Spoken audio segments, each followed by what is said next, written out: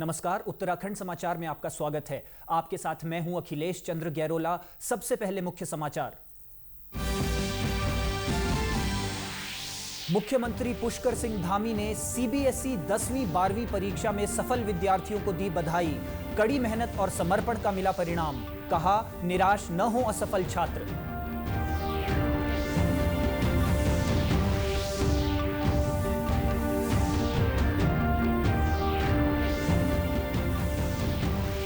चंपावत में हुआ जिला स्तरीय कौशलम एक्सपो का आयोजन। विद्यार्थियों ने प्रस्तुत किए विकास मॉडल। दी स्थानीय संसाधनों से उद्यमिता की सीख।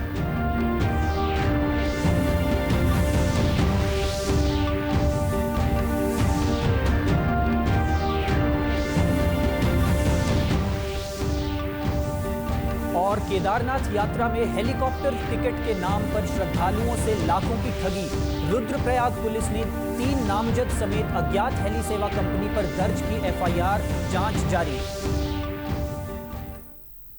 और अब समाचार विस्तार से। मुख्यमंत्री पुष्कर सिंह धामी ने केंद्रीय माध्यमिक शिक्षा बोर्ड यानी सीबीएसई की ओर से घोषित कक्षा 10वीं और 12वीं के परीक्षा परिणामों में उत्तीर्ण सभी विद्यार्थियों को हार्दिक बधाई और शुभकामनाएं दी हैं। उन्होंने कहा कि यह सफलता विद्यार्थियों की कड़ी मेहनत, समर्पण और दृढ़ निश्चय का प्रतिफल है। मुख्यमंत्री ने कहा कि हमारे छात्र छात्राएं ही देश के उज्जवल भविष्य की नींव हैं। उन्होंने विश्वास व्यक्त किया कि सभी विद्यार्थी इसी लगन और प्रतिबद्धता के साथ अपने जीवन में निरंतर प्रगति करते रहेंगे और नई ऊंचाइयों को स्पर्श करेंगे। मुख्यमंत्री ने उन विद्यार्थियों को भी संबल प्रदान किया जिनके परिणाम अपेक्षा अनुसार नहीं रहे। उन्होंने कहा कि निराश होने की आवश्यकता नहीं है, क्योंकि यह जीवन का अंतिम पड़ाव नहीं है। यह समय है खुद को और बेहतर बनाने, आत्ममंथन करने और नए उत्साह के साथ आगे बढ़ने का।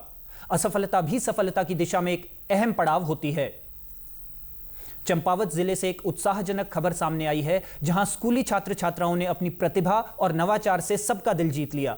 डाइट लोहाघाट में कौशलम एक्सपो का आयोजन किया गया, जहां विद्यार्थियों ने अपने अपने विकास मॉडल और उद्यमशील विचारों का शानदार प्रदर्शन किया। उद्यम लर्निंग फाउंडेशन और SCERT के संयुक्त तत्वावधान में आयोजित इस जिला स्तरीय एक्सपो में कक्षा 9वीं से 12वीं तक के छात्रों ने भाग लिया। कार्यक्रम का उद्देश्य था छात्रों में उद्यमशील मानसिकता का विकास और स्थानीय संसाधनों के माध्यम से नवाचार को बढ़ावा देना। डाइट के प्राचार्य दिनेश सिंह खेतवाल ने कहा कि हमारा उद्देश्य केवल नौकरी लेने वाले छात्र नहीं, बल्कि नौकरी देने वाले युवा तैयार करना है। कौशलम एक्सपो के जरिए छात्र यह समझ रहे हैं कि स्थानीय संसाधनों से किस प्रकार नवाचार और कारोबार की शुरुआत हो सकती है।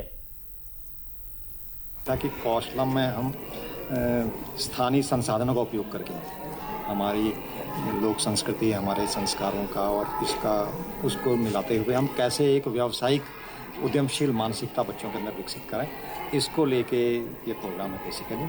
और इसमें छात्रों ने भी, आप देखेंगे, काफ़ी अच्छे स्टॉल्स लगाए हैं उनने। उसमें उनने यहीं के जो उपलब्ध संसाधन है, हमारे लोकल रिसोर्सेज को यूज़ किया है। और केवल नौकरी ही, मतलब भविष्य में केवल नौकरी ही एक मतलब हमारे पास वो न हो करके हम उद्यमशील, मतलब नौकरी लेने वाले ना बल्कि नौकरी देने वाले बने, ये भी इसकी वो थीम है। इस एक्सपो में जिले के 22 माध्यमिक विद्यालयों के 70 से अधिक छात्र छात्राओं ने भाग लिया। इस दौरान 3 उत्कृष्ट विकास मॉडलों को राज्य स्तरीय कौशलम एक्सपो देहरादून के लिए चयनित किया गया। कौशलम एक्सपो के समन्वयक डॉक्टर कमल गहतोड़ी ने कहा कि यह एक्सपो छात्रों के नवाचार को बाजार से जोड़ने का प्रयास है। इस अवसर पर 9 शिक्षकों को उद्यमशील शिक्षक पुरस्कार से भी सम्मानित किया गया। जनपद स्तरीय कौशलम एक्सपो आज जिला शिक्षा एवं प्रशिक्षण संस्थान लोहाघाट में आयोजित हुआ है।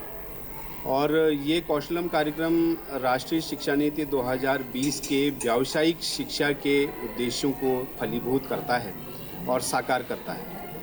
कौशलम कार्यक्रम का मुख्य उद्देश्य है बच्चों में उद्यमशीलता की मानसिकता पैदा करना। और भविष्य में, चूँकि हम जानते हैं कि सभी बच्चों के लिए जॉब तो उपलब्ध होने हैं नहीं भविष्य में, तो हम अभी से ये लेकर चल रहे हैं कि बच्चे पढ़ लिख कर यदि स्वयं का कोई जॉब या स्वयं का कोई उद्यम स्थापित करें तो उनकी जीविकोपार्जन बहुत अच्छे से चलेगी और आने वाली पीढ़ी बड़ी सुखद हो। तो इस उद्देश्य को साकार करते हुए व्यावसायिक शिक्षा कार्यक्रम को स्टेट लेवल पर SCERT और उद्यम लर्निंग फाउंडेशन मिलकर संचालित कर रहे हैं। और इसके तहत हमारे जनपद में इस समय 22 विद्यालय हैं जो BSF यानी बिजनेस सपोर्ट फंड से आच्छादित हैं। तो आज 22 विद्यालय यहाँ पर सम्मिलित हुए हैं और 22 विद्यालयों के लगभग 70 बच्चों ने यहाँ प्रतिभागिता की है। एक्सपो में जानकी जोशी नामक छात्रा ने उत्तराखंड की पारंपरिक कला ऐपण को केंद्र में रखकर एक खास मॉडल प्रस्तुत किया। उन्होंने कहा कि हम ऐपण को लोकल से इंटरनेशनल तक ले जाना चाहते हैं। ये न सिर्फ हमारी सांस्कृतिक पहचान है बल्कि उद्यमिता का भी एक सशक्त जरिया बन सकती है। प्रधानमंत्री के लोकल फॉर वोकल विजन को आगे बढ़ाने का हमारा प्रयास है। आज हम यहाँ पर जो है ऐपण कला की जो है बढ़ावा देने के लिए आए हैं। जैसा कि आप सभी लोग जानते हैं, ऐपण कला जो है उत्तराखंड के कुमाऊं क्षेत्र में की जाने वाली एक जो है बहुत ही पारंपरिक लोक कला है। ये जो है अधिकतर जो होती है जब देवी देवताओं की पूजा होती है, अधिकतर ऐपण कला का जो है हमारे यहाँ पर बहुत ही ज़्यादा प्रचलन है। ऐपण कला का जो है जैसे जैसे क्या हो रहा है, जनरेशन बढ़ रही है, ऐपण कला जो है दूर जाती जा रही है। तो उसी के लिए जो है आज हम यहाँ पर आ रखे कि कैसे जो है हम ऐपण कला का विकास करें और इसको जो है लोकल से जो है पूरे इंटरनेशनल मार्केट तक जो है इसको बढ़ावा दिया जाए। जैसा कि हम जानते हैं पीएम मोदी की लोकल टू वोकल जो पहल चली है, उससे जो है हमारी जितनी भी पारंपरिक जितनी भी सांस्कृतिक चीज़ें हैं उसे जो है देश भर में पहुँचाया जा रहा है। तो हमारा भी प्रयास रहेगा कि हम कैसे भी करके जो है अपनी थोड़ी सी मेहनत लगा करके हम अपनी पूरी कोशिश करेंगे कि अपना जितना भी जो है अपनी संस्कृति को जो है इंटरनेशनल लेवल तक लेकर जाएंगे। चंपावत का कौशलम एक्सपो यह संदेश दे गया कि अगर छात्रों को सही मार्गदर्शन और मंच मिले तो वे न केवल नवाचार कर सकते हैं बल्कि भविष्य के उद्यमी भी बन सकते हैं। केदारनाथ धाम यात्रा के दौरान हेलीकॉप्टर टिकट दिलाने के नाम पर श्रद्धालुओं से ठगी का मामला प्रकाश में आया है। पुलिस के अनुसार रुद्रप्रयाग जिले के गुप्तकाशी थाना क्षेत्र में आंध्र प्रदेश से आए श्रद्धालुओं के एक समूह के साथ ट्रैवल एजेंसी ने हेली टिकट के नाम पर लाखों की ठगी की है। पीड़ित यात्रियों ने बताया कि उन्होंने चारधाम यात्रा का पैकेज बुक कराया था। पहले से 15,000 रुपए प्रति व्यक्ति के हिसाब से टिकट का पैसा लिया गया। गुप्तकाशी पहुंचने के बाद 30,000 और मांगे गए, लेकिन जब जाने का समय आया तो कोई टिकट नहीं मिला। वहीं पीड़ित की शिकायत पर गुप्तकाशी थाने में तत्काल एफआईआर दर्ज की गई है। पुलिस ने दिल्ली और ओडिशा के 3 नामजद आरोपियों के साथ एक अज्ञात हेली सेवा कंपनी के खिलाफ मामला दर्ज कर लिया है। फिलहाल पुलिस इस पूरे रैकेट की तह तक जाने में जुटी है। आज थाना गुप्तकाशी में आंध्र प्रदेश से आए एक व्यक्ति के द्वारा शिकायत दर्ज कराई गई कि ट्रैवल एजेंसी के लोगों द्वारा हेलीकॉप्टर टिकट के नाम पर उनसे टूर में पैसे लिए गए। इसके बावजूद अतिरिक्त पैसे की डिमांड भी की गई और टिकट नहीं दिलवाया गया। तो उनकी शिकायत के आधार पर थाना गुप्तकाशी में 3 नामजद व्यक्तियों और अज्ञात हेली कंपनी के विरुद्ध सुसंगत भारतीय न्याय संहिता के सुसंगत धाराओं में अभियोग पंजीकृत कराया गया। बद्रीनाथ धाम में सोमवार को एक बड़ा हादसा होते होते टल गया। लोक निर्माण विभाग के हेलीपैड पर थम्बी एविएशन कंपनी का एक हेलीकॉप्टर उड़ान भरते वक्त अनियंत्रित हो गया और उसके पंखे पास में खड़ी एक कार से टकरा गए। हालांकि पायलट की सूझबूझ से हेलीकॉप्टर को हेलीपैड के पास ही सुरक्षित लैंड करा लिया गया, जिससे कोई जनहानि नहीं हुई।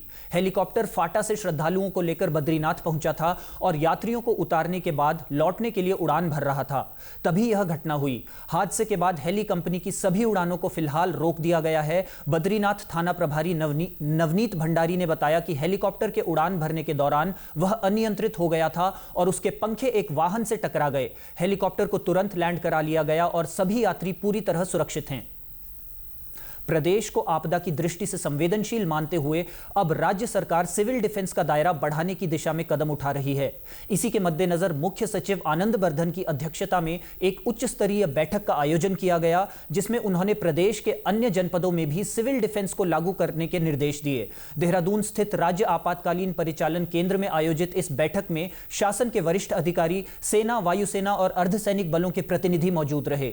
मुख्य सचिव आनंद बर्धन ने बैठक में कहा कि उत्तराखंड की भौगोलिक स्थिति और सामरिक महत्व को देखते हुए आपदा प्रबंधन की तैयारियां बेहद पुख्ता होनी चाहिए। उन्होंने गृह विभाग को निर्देश दिए कि वे उन जनपदों और क्षेत्रों की पहचान करें जिन्हें सिविल डिफेंस के तहत लाया जा सकता है। मुख्य सचिव ने आपातकालीन परिस्थितियों में त्वरित रिस्पांस, आपसी समन्वय और सूचनाओं के निरंतर आदान प्रदान पर जोर दिया। उन्होंने निर्देश दिए कि सेना, वायुसेना और अन्य बलों के साथ बेहतर तालमेल के लिए एक साझा व्हाट्सएप ग्रुप बनाया जाए। इसके साथ ही सभी विभागों और एजेंसियों को एक सिंगल पॉइंट ऑफ कांटेक्ट नियुक्त करने के निर्देश भी दिए गए हैं, जिससे किसी भी आपदा की स्थिति में तेजी से समन्वय किया जा सके। मुख्य सचिव ने कहा कि वर्ष में कम से कम 3 बार इस तरह की बैठकें आयोजित की जानी चाहिए ताकि तैयारियों की समीक्षा होती रहे और सुधार की दिशा में ठोस कदम उठाए जा सकें। इसी के साथ अभी तक के समाचार समाप्त हुए। नमस्कार।